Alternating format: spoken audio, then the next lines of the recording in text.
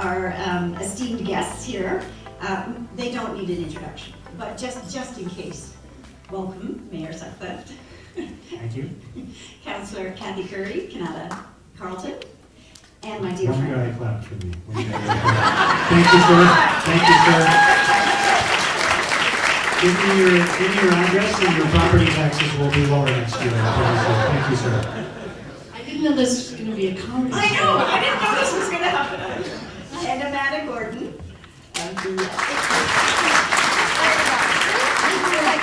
interim president of the Kanata North Business Association. I think this is going to be... Ladies and gentlemen, Jenna Suds! Big round! And thank you, Jenna, paging. Right. So many of you will know the data points that I'm about to say, but just in case, let me repeat. Kanata North is recognized, as you know, as Canada's largest tech park. We're home to 540 companies contributing 13 billion, maybe a little bit more right now, annually to Canada GDP. Yet Kanata North is not just an innovation ecosystem, all about big tech. On multiple fronts and in collaboration with various stakeholders, we're in the midst of an ambitious transformation, poised to reshape the tech park into a globally significant, more globally significant, and cutting-edge special economic and mixed-use district. A destination where we attract and retain talent, support creative interactions, and where our culture of innovation inspires all who live, work, play, learn, and innovate in Kanata North. We're going to go through our panel, and then we will have Q&A. The mayor does have to leave for another engagement, so we will try and go through this fairly well. There are two mics on either side of the stage. For those of you who would like to ask a question, please make your way to the mic when we do the Q&A. I feel like I need to stand because these chairs are really tall. Right, so I'm going to start with some questions. Mayor, you're coming up to your 1 year anniversary at this point, right? Mm-hmm. I've survived. You have survived, yes. And as you reflect on that year and what has happened in 2023, what has surprised you the most? Lots of surprises, mostly good surprises. I will say, you know, there's lots of fun little things about this job that I didn't know before I had it. One of them is that I have to sign my name on a lot of documents. So I'm signing my name, you know, 20 or 30 times a day on certificates and on bylaws and on all kinds of things, the old-fashioned way. You know, I would say that I get to work with some amazing people, including my friend Kathy here, and David, and Jenna, and so many wonderful people who have chosen to serve the public in elected office. But I guess what I would say is, you know, I've lived my whole life in Ottawa, and I feel very, very lucky to call Ottawa my hometown and to have spent my career here and to have met my wife and raised a family here. And yet, I don't think I fully understood until I took this job just how amazing the people of Ottawa are and how much is going on in our city. So I had a sense of it before as a journalist and as one of the founders of the Ottawa Business Journal and through some of the volunteer work that I did before. But as mayor, you get to travel all over the city every single day. It's a massive, massive city. You know, we're 28 times the size of Paris, France, geographically. It's an enormous city. And I get to see every part of the city, and I get to meet all these wonderful people from throughout our community. and I get to hear about all the amazing things that are going on, including and especially right here in Kanata, and to hear about some of the exciting projects that people are working on that are going to turn into startups, that are going to turn into companies, that are going to turn into, you know, major employers in our city. And to see that early on, and to see it happening at every level of growth for these companies, and to witness that happening right here in our community, and to know that such a huge part of our future is really exciting. And so, even though we face a lot of challenges as a community, we're grappling with a lot of things like so many other cities. It's a tough job at times. We have to make some very difficult decisions. We're facing, you know, big budget pressures in a number of different areas. But what keeps me going is seeing all of the energy and excitement around the growth of our city, and a lot of that, a huge part of that, is being driven by technology and by companies right here in Kanata. Thank you. I'll just make a little PSA. Lots of chairs up at the front. We don't bite. Come on up. Lots of chairs. I would leave halfway through that. Great. I know you. I know you, Michael. Great. And Councillor Curry, so you have deep roots here in the community. You're probably one of the hardest working councillors that we know. Sorry, David. But that we know. You've been here to raise, you know, we've raised your children. You started out as a high school teacher. Having a ward that has Canada's largest tech park in it, what has surprised you about so far in 2023? I love this question because, as you know, I was on the council when Jim Watson was the mayor, as was Jenna. And it was quite divided. So what really surprised me about this year so far, just 2023, was how much we are aligned. And I know you might not see that shortly on an upcoming vote. However, I was, when I first was appointed, I was told by some of our leaders at the city that one of the most important things to happen to Kanata was the designation of this area as a special economic district. And that would be an important part of my 4 years to come, like promoting it, explaining it to people, how important it is, what happens in Kanata here with 540 companies. So I kind of thought, you know, but as a city councillor, I have to also listen to the residents and look at what's important to residents. And what I heard from residents was that important to them is, you know, the effects of climate change, stormwater, flooding of the Beaver Pond, housing, transportation, and economic development. So I kind of thought, okay, I have this special economic district that's so important. Economic development is very, very important. And then the community is telling me this. Well, our mayor this time, remember I was seeing how divided council was before, Mark comes along and says, we're going to have a unique way of coming up with what our term of council priorities are. We're going to meet as a council, and we're going to all have separate days, and we're going to come up with our priorities. And I thought, you know, Veronica, how am I going to force this upon everyone else? This is your first thought. How am I going to make everybody else think that the same priorities are the same priorities that I have and that Kanata has? And shockingly, when we came out of that process that was so fulsome and every councillor had to say, the 4 term of council priorities were economic development, housing, transportation, and climate change and the mitigation of climate change. And I could not believe that. I was really shocked at that we all aligned all across the entire city. Now, obviously, the term of council priorities are more, like our priorities as a city are more than those 4.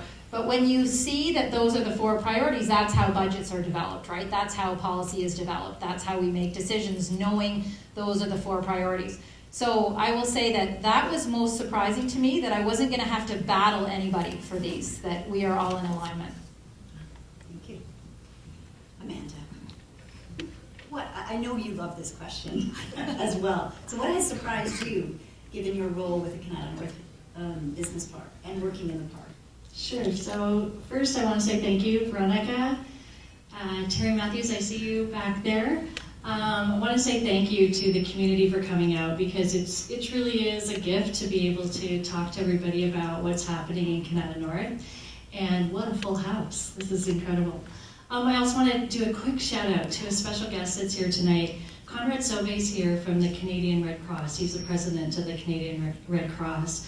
And if you get a moment tonight to shake his hand and say hello, Conrad shared with me today that this year alone, they helped 250,000 Canadians just with fire, with supporting people that had gone through evacuations and issues with fire.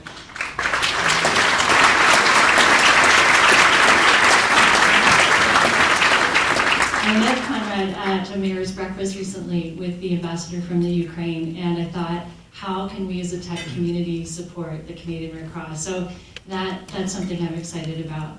So what surprised me the most about 2023, I'm going to back up a little bit and talk to you about October 2021.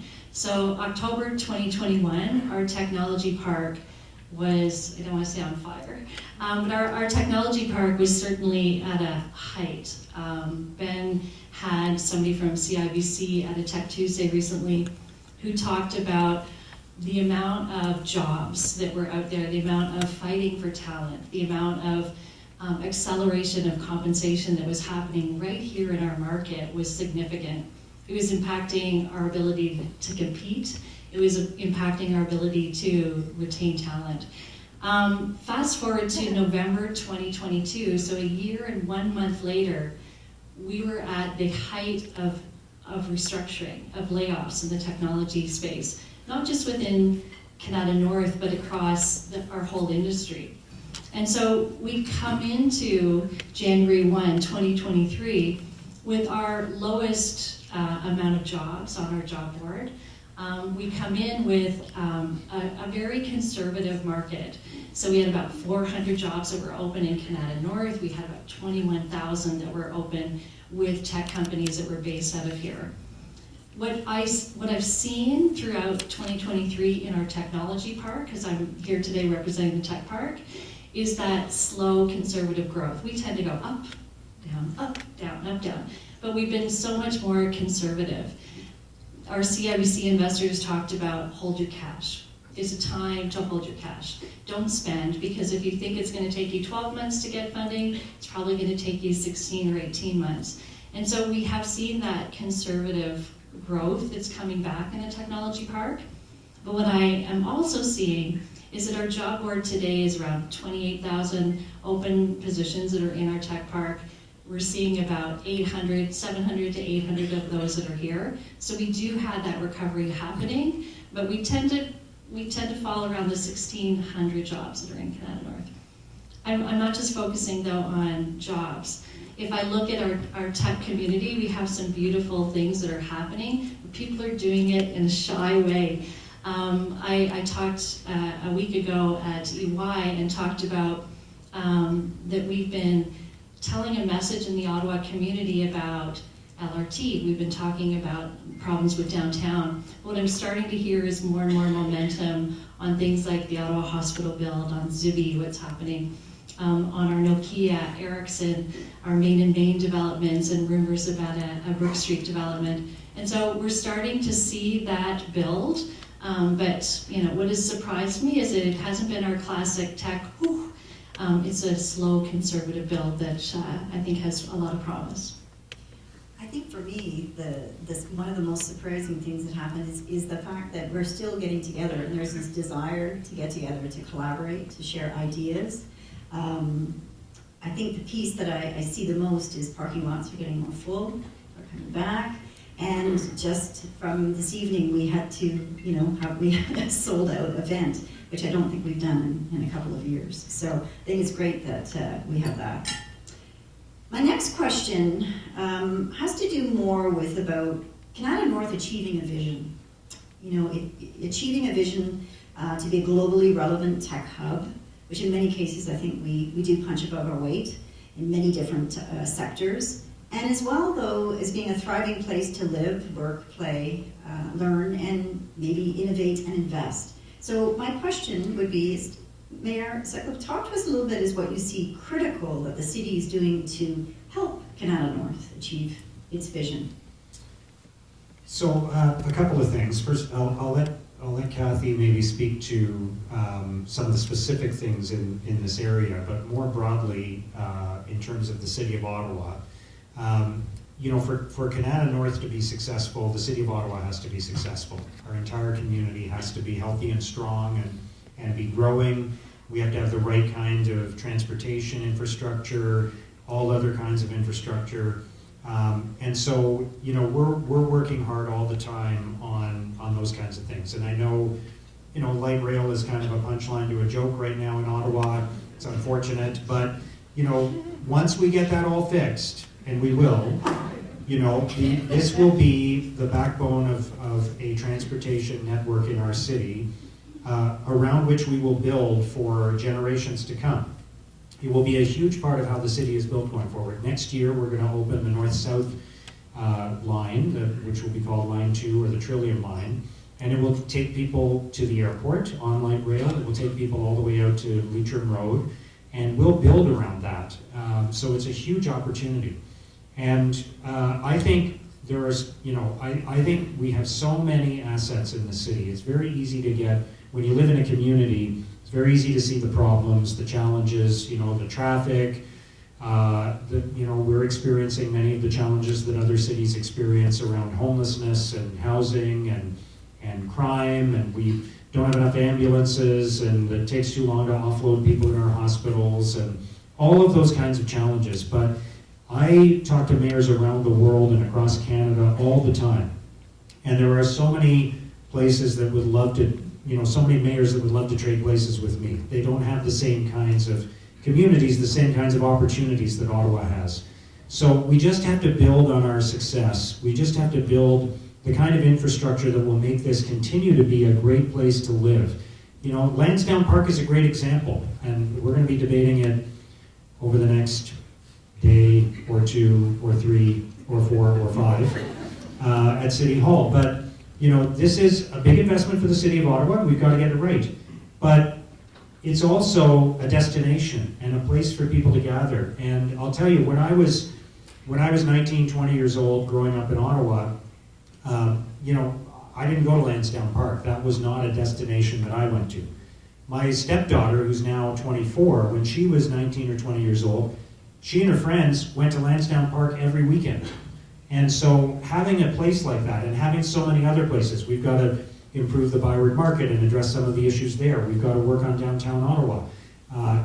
But having those kinds of destinations so people are excited about where they can go. They can go to a football game, they can go to a soccer match, they can see world-class events coming to our city. That's what it's going to take to attract the kind of talent that we need to keep university students in Ottawa after they graduate from university or college. That's the kind of investment that we need to make going forward to make sure that Ottawa is a place where people want to live and work. Now people can live anywhere in the world and work somewhere completely different. For the first time ever, thousands and thousands of people do not have to live in the city where their job is located. So if we're going to be competitive as a city, if we're going to have the best and the brightest, we have to have a great place to live. We can't just have great jobs, we have to have great quality of life. And we're lucky that we have it. We just have to hang on to it and build on it. So that's one of the things that I'm really determined to see happen in the years ahead, is that we continue to build that quality of life, the infrastructure that people need, the entertainment, the lifestyle, and that we keep this a manageable city for people so that they choose to live here and raise a family here and spend their careers here. Thanks, Mary. Do you want to capture some of the specifics? Sure, and honestly, exactly what the mayor said. It's critical for the whole city to be a great place, but right now, I want to go back to the fact that we are a special economic district. So what that allowed us to do, and what, thank you to all the community associations who are all sitting, reps sitting at a table over there. Thank you to all of them for sitting through the last 6 Tuesdays in a row. A lot of them came to these meetings that were about something called a community permitting pilot program planning process. Say it fast, one more time. No, that's it. I can only do it once a day. CPPPPP. So we went to these meetings, and this is a permitting program that would allow us to take the entire tech park district, so the special economic district, and plan it out for the next 25 years. And in terms of exactly what Veronica said, it's important for you to remember this, the logo or the motto or whatever we call it, that this is a place where we live, work, play, learn, innovate, and potentially invest, right? I added invest. Yeah, so, but the live part, okay, you think about this tech park right now, the live part, nobody's been living in the tech park unless you sort of work all day and night, but nobody lives here. So that's why when you see that Nokia development on the corner, now you see high-rise development, which is residential, right? You see across the street from that, the Main and Main development, and I'll talk later on about some of the numbers. But all residential, right? You see Conestoga College now at the other end of the tech park in the old digital building that will be student residences along with the classes and courses they're having there, right? So that live part is now happening, and so that community, I can't say it again, community piloting program, permit planning, whatever it is, that is a part of that, making sure that that is done properly for the next 25 years, right? So the live, work, we already have the work. Play. So to the mayor's point, when we want to attract talent, you want to have enough amenities here that people feel there's things to do, right? So we have a lot of young people in the park right now that are saying, it's a little boring here. Could you have some more light nightlife, fun things for us to do? And you know, they are running, and I'm sure Amanda will talk about some of the things we're trying to do with the Kanata North Business Association, volleyball and soccer, but those kinds of things, there need to be many more of those opportunities for people, right? So that's a live, work, play, learn is the all the educational institutions here, right? So we have our colleges, Algonquin, La Cité, we have Ottawa U, we have Carleton. We have Conestoga coming now, and Kanata North Business Association has partnered with all kinds of other universities, U of T, Waterloo, Queen's, like you have more I'm sure you can list. So that educational component is the learn, and then the innovate, of course, is what it's always been. Invest is what we all need to do. But so that kind of visioning process and then the specifics that will go into those permits will allow those permits to be written up into bylaws that then mean the planning of the tech park doesn't need to go through the 10,000 years it has to go through the planning department for every application, which we are getting much better at. But that will save a ton of time and energy and effort so that every single thing that happens in the tech park to come won't be going through this individual process of planning. It'll be part of a much larger plan. So that to me is a critical thing that will happen because this is a special economic district and will help us attract talent. Yeah, I remember when that application was put in, Jamie Penton put that application working with the city, and it was with bated breath and unbelievable when it came through. I don't think we recognized what that would bring in terms of growth in the park and all those pieces. Go ahead. Yeah, I wanted to mention that Jamie had a vision. And she talked about the art of the possible, and she knew that she couldn't do it alone, and I appreciate that she reached out to Stantec and Doyle Tech and to some pros who had done this in other parts of the world to see how do tech parks do it. And we learned pretty quickly as a board that you have to partner with academic institutions. The more that we are arm in arm with schools, the better it is for bringing talent into the park on a regular basis. But what we learned is our tech park isn't cool. And so what we also learned, though, is that people come to the tech park because it's affordable. They come for the jobs. They come actually for that experience of getting that first co-op term when they're a student. What brings them back, though, when they start to look at landing with a family, is that this is a safe community. They come back for the hospitals. They come back for the schools. I keep shouting out Stephen Leacock, Earl of March. They continue to rank top in schools, as do University of Ottawa, Carleton, and our other academic partners. And so what we're looking at from an HR perspective, my background has been in recruitment and human resources, we're looking at those future talent pools. Let's bring in the students for 1 term, hopefully 2 terms, and brand them on the region, then let them go. Let them go and work anywhere in the world they want to work, but what we want to do is brand them when they're here, so make it a cooler place to live, work, play, learn, innovate, and invest, but show them that this is a future landing spot for them. And we today have over 1,000 students that are coming into the park on a regular basis. It's that experienced talent pool that we want to make sure that when they're looking at their housing price, when they're looking at the quality of health care, when they're looking at where am I going to raise my family, that they're not just coming home because grandma and grandpa are here, they're also coming here because of the jobs and because of this whole city. So yeah, the downtown is important to us, the whole community is important to us from an attraction of talent. I'm actually going to stick with you, Amanda, just for a few more minutes. I know that the KMBA board is going through the next strategic planning exercise, and I understand you're going to present it in more fulsome approach when you get to the annual general meeting, but can you give us a bit of a sneak peek as to what you and the board have been looking at with respect to achieving the vision? Sure. So one of the first things that I'm really proud that we did as a board is we went out to the community and we did a survey. And we talked to 5 different stakeholder groups. And the first one was actually my team. Because our team, day in, day out, is meeting with companies that are coming into our Hub 350 and they're using the space. And they're really talking to people and finding out what keeps them up at night. The other group that we surveyed was our members in the park that are our friendlies. So people that use our space all the time, come out to events like this. We wanted to hear from them of what we're doing well, what we could do better, what we should stop doing.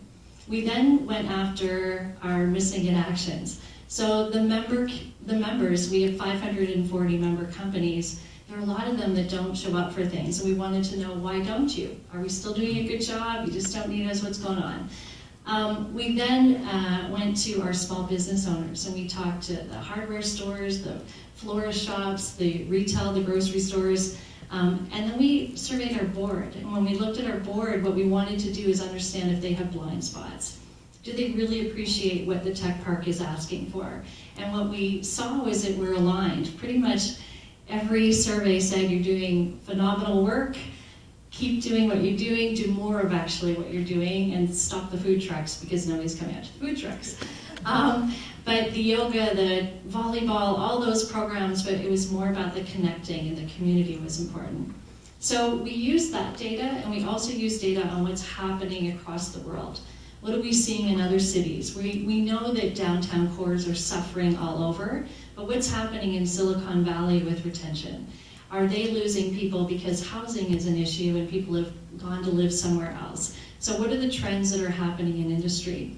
We then met and looked at all that data and decided what are we going to focus on as a technology park and as a business association for you. And we came back to 3 pillars. The 3 pillars, I'm not going to do too many spoiler alerts, but the pillars are community, talent, and technology. Before, we saw that those were critical pieces to build this community, but we're going to lean in on that more. And if I want to echo what Kathy had said, this is a transformative time. This is a modernization time like we've never seen in the tech park.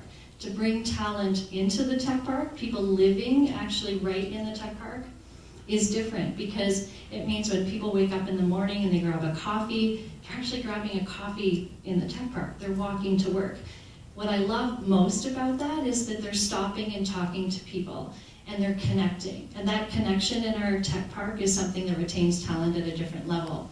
So the connection part in community is critical for us to build that community that we're all hoping for, that vibrant community. The more people are grabbing a coffee and connecting, the more the restaurants start to come to life. The more the coffee shops, the more the patios. At night, when they're done work and they take their kids out for a little walk around the park, they're going to stop and connect with other members in the park, but they're also going to enjoy that green space. So green space becomes important. So what we're looking at is embracing the modernization and the transformation that's about to happen in the next 5 years, and to make sure that our strategic plans line up to how do we support the tech community as it goes through that transformation, and we don't just let it happen. And I think that's a critical piece. And when is the annual general meeting? In January. In January. So we'll have to look out for that because that will allow us to see a much broader plan. Right. Final and I think the best question. So, Mayor, from your vantage point, looking forward, I know there's a lot on your plate, but really, what is probably some of the most exciting things you're looking forward to with respect to Ottawa, Kanata North? I just think we have so much potential, and we've had great success already. And look at all the companies that Terry has built, and look at all the amazing success stories we've had as a city, and yet I still think the best is yet to come in Ottawa and in Kanata. When I look at the, there have kind of been different generations of the technology community in our city. And I've been lucky enough to witness so many of them, going back to when I first started covering business as a journalist, and was involved in the Ottawa Business Journal as well. And it just feels like there's so much energy and excitement and so much potential now around some of the areas where we're, the future, and Terry always tells me this, whenever I see him, he gives me a little rundown on what's going on in where we're headed, in terms of technology, and how well positioned Ottawa is to capitalize on that. And there's been some great work done by Invest Ottawa, and I'll mention Michael Tremblay, who's here, the CEO of Invest Ottawa, who's now about to take a new job, still as part of Team Ottawa, but with Callian. And the team at Invest Ottawa have done an amazing job positioning us to be leaders in the future in the areas where there is going to be the greatest growth in the next 10 or 20 years. So I think we are on the verge of something amazing in terms of technology in Ottawa and in Kanata. And I think our community is on the verge of something amazing as well. We are so lucky to be at this really interesting size right now as a city. We're just over 1 million people. We're about 1.1 million people. We're not too small anymore. When I grew up in Ottawa, there wasn't as much to do. There wasn't the restaurant scene. There wasn't the entertainment. There weren't the sports teams. We didn't have the Senators at that time. So we're now getting big enough that so many wonderful things are happening in our city, and we're big enough for that. But we're not so big that we're attracting some of the challenges that other big cities are facing, or that we can't adjust and pivot as we need to as a community. So we're at this wonderful size right now of being a city of 1 million plus people. And we're going to grow significantly. In the next 20, 30 years, we're going to grow by 500, 600,000 people. And a lot of that's going to be driven by the employment opportunities that are happening in Kanata and throughout the technology community. But it's really an interesting size where we can still make big decisions about what kind of future we want as a community. So this is really an exciting time for Ottawa. And again, I come back to the fact that we face a lot of challenges as a community, and that's what you're going to read about online every day when you go to a news site. But what I see when I travel around the community is the potential for Ottawa, the potential for our technology community, and the potential for our city in general. So much opportunity. So I'm very excited about that. And I think we're on the verge of something amazing. Excellent. So to follow that, I started this saying how happy I was that we were all aligned as a council, and honestly the mayor didn't pay me to say this, but I'm so happy that we have the mayor we have, because let me tell you what happened. So as soon as I know you don't always think that, however, I do. When I was, when we were first doing our term of council priorities, I said to the mayor, some of the people in the tech park have come to me to say that they would really like the tech park companies to be more connected to the mayor. And so we talked a little bit about that with the community and what does that look like. And so I sort of pitched this to the mayor. What do you think about some kind of mayor's table for innovation and technology? And his immediate response was, I love it. So I said, oh, wow, that was easy. So that is, I tell you, one of the most exciting things for me, that, we have a mayor that has understood that the tech park and what happens here has always been a very important part of Ottawa, but now we have a table, which, is literally a table, but we sit around a table where basically the universities and colleges come, and KNBA, and tell the mayor what is going on in the tech park, but the concept being that the mayor with city staff brings to the table something the city needs help with. And so you have all of this expertise and all of this brain power here in the tech park to help the city figure out how to solve a problem that the city can't solve. And I mean, Terry Matthews said to me many times, one of the things every company in the tech park wants to be able to do is when they go to sell to another country, they want to say, they get asked, do you sell in your own country? Do you sell in your own city? And so they want to be able to say, yeah, of course we do. Are you kidding me? You know, so, and you know, in some of our meetings so far, we've determined that in fact, a lot of companies in the tech park do work closely with the city, and the university college sector is working on projects with the city. But we had never really itemized that and understood what the connections are. And at the last Tech Tuesdays when I talked, I don't know if this same person is here, but a woman stood up and said to me, it would be easier if the city would just say to us, as a tech community, this is what our problem is. And so that's when I said that to the mayor, what do you think about that format? The mayor was like, that sounds great, that's easy enough, you know. We bring a problem to the table, the tech community looks at how it can solve it.